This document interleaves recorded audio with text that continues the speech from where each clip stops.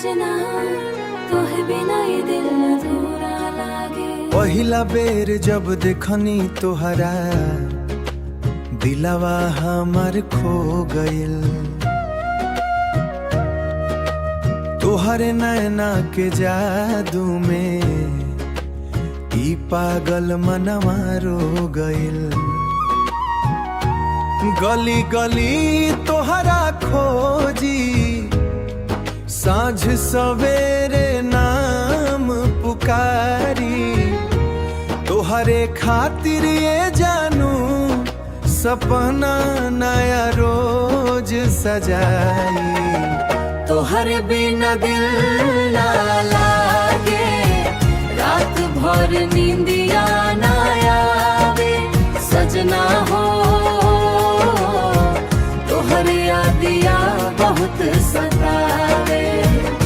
चांद सितारा गवाह बा, सच्चा प्यार हमार बा।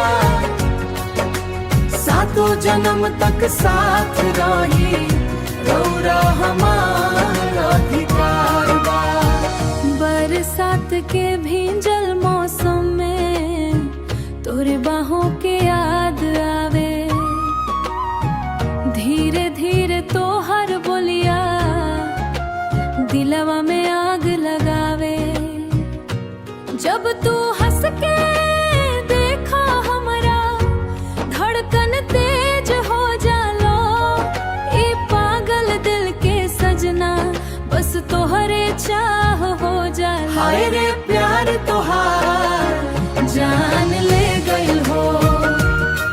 मिठ बोलिया से दिलवा चुरान ले गइल हो।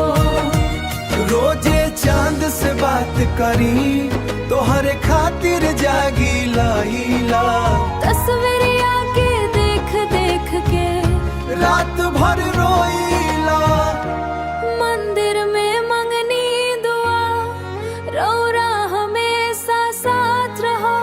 दुनिया चाहे कुछो बोले, बस तू हमारा पास रहो। तोहरे नाम के चुनरिया दिल से रोज सजाई। याद के काजरवा अखियां में लागे।